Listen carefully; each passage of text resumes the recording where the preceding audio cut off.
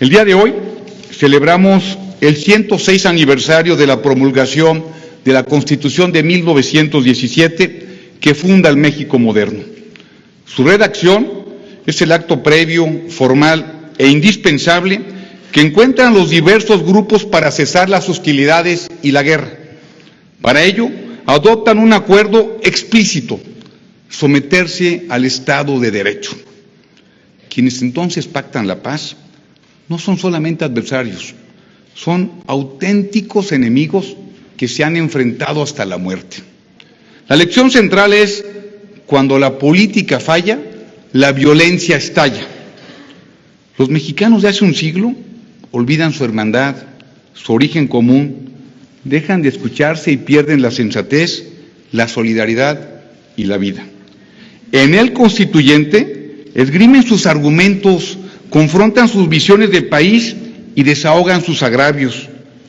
En este histórico teatro de la República, tras intensos debates, los mexicanos llegamos a acuerdos y superamos posiciones extremas, logrando un consenso toral. Todos por igual habremos que someternos a la ley.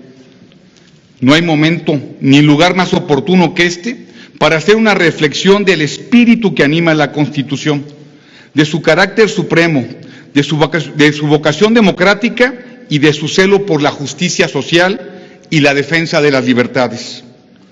Hace más de un siglo, en este recinto, se acuerda algo central. La Constitución será el espacio donde se resuman las visiones plurales y ricas, por diversas, del porvenir mexicano. La Constitución es un documento con memoria histórica, pero también con visión de futuro.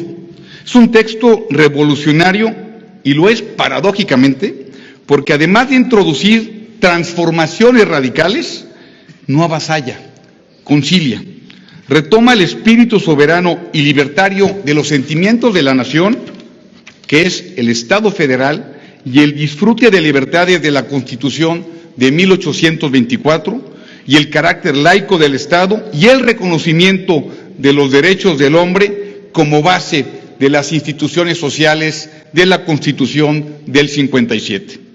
Por ello, sobre el acuerdo hecho Constitución en 1917, descansa la fundación del Estado, cuyo poder público se divide para su ejercicio en legislativo, ejecutivo y judicial, cuyas independencias garantizan la estabilidad y la gobernabilidad.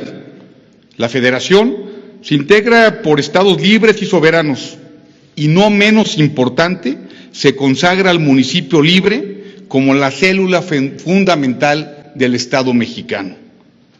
Pero toda esta construcción solo tiene sentido si se respeta la democracia, porque la esencia del Plan de San Luis es la transferencia ordenada, pacífica y periódica del poder por medio del voto libre.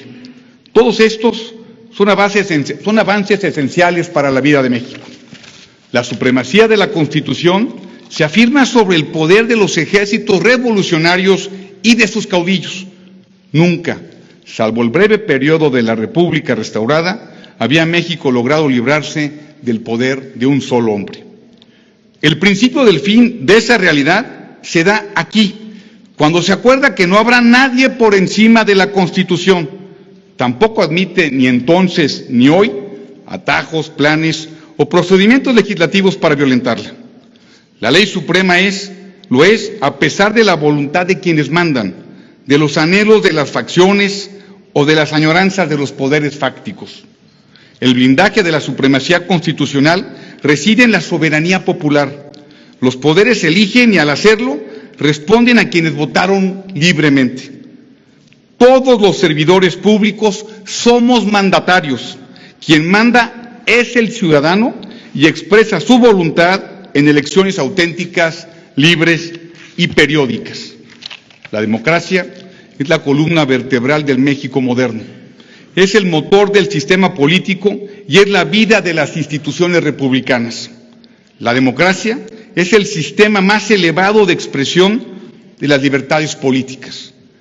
No hay libertad sin democracia. Libertad y democracia han sido las más caras aspiraciones políticas de la sociedad mexicana. Por eso, las y los ciudadanos demandaron protegerlas con una fórmula impecable: tenerlas bajo su custodia. Son las y los ciudadanos quienes organizan, operan y legitiman los procesos electorales. La otra poderosa vertiente de la Constitución es la aspiración por la justicia social.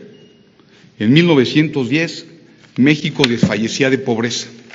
Al hambre alimentaria se sumaba el hambre de libertad, de acceso a la tierra, de oportunidades de trabajo y de educación pública. Por eso, el texto de 1917 es una valiosa aportación innovadora y creativa de los derechos sociales.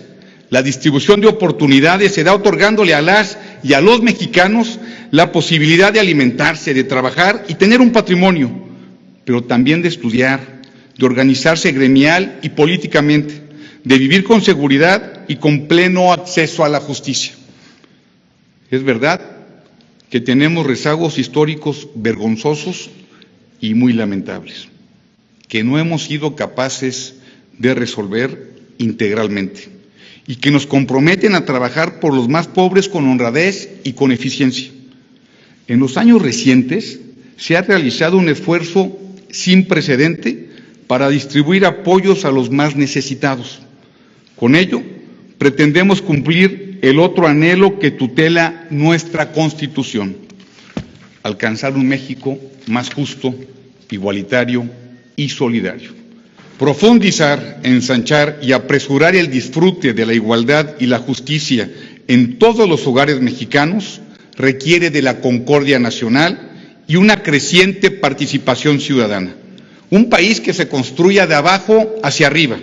Debemos trabajar por alcanzar mayores espacios de igualdad material, sin sacrificar en lo más mínimo las libertades políticas y respetando siempre la dignidad humana.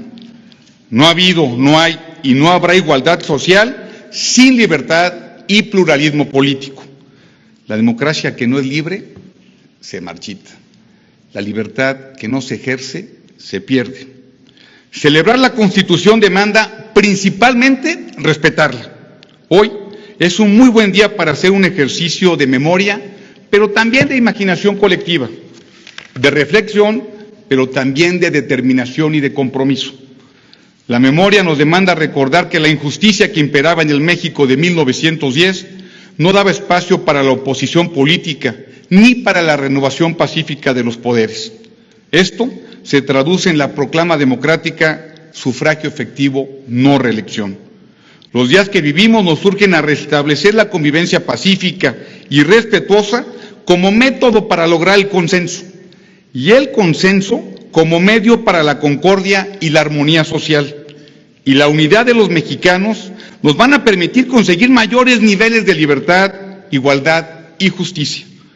Es momento de poner énfasis en todo aquello que nos une y nos hermana, que no es poco y no es menor. Señor presidente, señoras y señores, sean ustedes bienvenidos a Querétaro.